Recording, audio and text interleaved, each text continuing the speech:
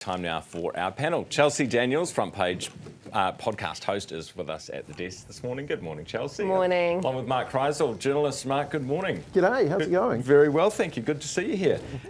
Love the colour, by the way. Just a little something I threw on this morning.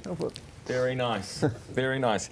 The social media ban, we had a documentary maker on yesterday who was posing as a 13-year-old girl, went onto Instagram, this is to make it a documentary, and didn't type anything in, didn't search anything, fed all of this anorexia stuff, anxiety, depression stuff. This is with the teen security settings on, and this is after 4 days with not searching for anything. Mark, the question is, what can you actually do about it? Well, you can stop them going on. I mean, I've got a 12-year-old daughter, and we're under a lot of pressure from her. She wants to keep up with her mates and do all that sort of thing. We're quite strict on it. She's allowed Snapchat, but we keep an eye on what she's doing and things like that. And you just have to really parent hard out, I think, and try and keep them off it. She doesn't have a phone. She's got other devices, things like that. But the pressure that comes on for them to keep up with their mates, to stay in contact with them, is really hard. That's the main thing I hear. Do her friends have phones?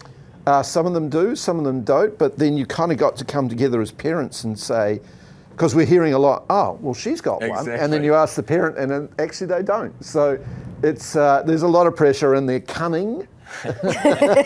So you have to be across it and you have to be on it, but you actually have to parent. I've been a 12-year-old girl myself, and I know that statement's true. I mean, these kids are going to find ways around these kind of things, right? You look at the UK, they brought in those laws, VPN usage, so websites where you can look like you're logging in from a different country, they went skyrocketing. Kids know how to get around these things, and with the Australian laws as well coming in at the end of the year, they still don't know how they're going to do the age verification process because there's no surefire way of making sure that whoever's going onto the social media sites are actually 18. The stakes are high though. I mean, you know, when my daughter started at intermediate school, I'll say her name, Edie, when Edie started at intermediate school, we underwent a 2-hour course about what it was, and when you're presented with what's happening in terms of young kids around the age of 12 and 13 access to porn, the one that really concerns me is the body image stuff that can tip over into terrible things for young girls at a time like this. So the stakes are high. I think we have to do what we can to protect them the best we can, but on the other hand, you're right, they can find their way around it. Well, do we have to ban fashion magazines as well? That's what I grow up looking at and wanting to be. The whole, you know, the cocaine Kate, the skinniness, the waif-like figures on the You seem to turn out all right, Chelsea. Yeah, thank you. But that's the point, right? You'll always find something. But I guess, can you, as a parent, just say, you know, not buy the magazines for a start and not buy the phones, you know? And that's sort of problem solved until you're 16. Yeah, I remember a headmaster or a principal saying to me once, we lost a generation because these things all came in, social media, everything. We're kind of getting them back now, but there's a generation that we kind of lost that just went down these rabbit holes. Yeah, we went too hard too quickly. Taylor Swift and Travis Kelce haven't gone too hard and quickly. It's been 2 years since they've been together, and now they're engaged. This will be the biggest story in the news today. I bet you can bet your bottom dollar on it, Chelsea.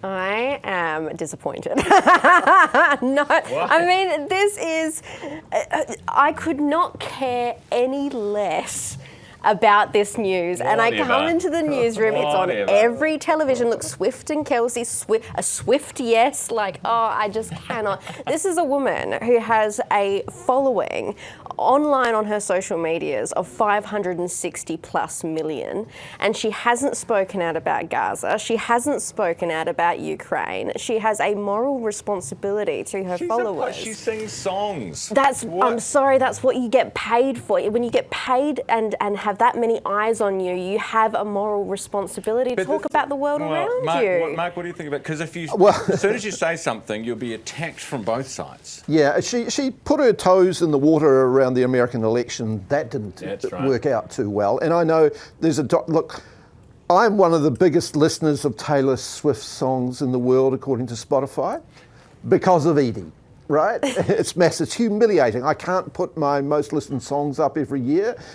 So it's big news in our house, although my daughter said, Edie said, yeah, look, I knew this was happening anyway. So it's massive. But I think, I kind of wonder about asking sports stars or celebrities or something like that to endorse something or to come up with an opinion when really we want to watch them play sport, we want to watch them or listen to their music or watch them act. I don't buy I it. tend to agree, because if you look at actors and movies, and you know, some of them tank in the box office because so and so's either too woke or not woke enough. Like, can we just have movies to go and chill out, and can we have, you know, concerts to go and chill out? Isn't that what art's about? Unfortunately, when you have such a big following, though, the responsibility lays on your shoulders. So, for example, I think as well, I think about it, I was like, when's her new album out? For instance, this engagement's come out around. That's the level of conspiracy I'm going down. There's a sale on her website at the moment for limited edition vinyls that are only available for the next 23 hours. Coincidentally, so if you need, want to get one of them, you have to quickly go and get it. I'm sure that there'll be another colour out next week. This is really interesting because I think there's a backlash. Like, she was everywhere last year, the Eras tour, everything like that. So Edie's actually been a quiet sort of subterranean Taylor Swift fan or Swiftie. And now I think with the engagement and the new album coming out, I think they're feeling like they can stick their heads up again. But not with you, Chelsea. Not with me around. No way. That's for sure. She's dead to you. I wouldn't wish death upon anyone. Very good. Interesting that there's a sale on.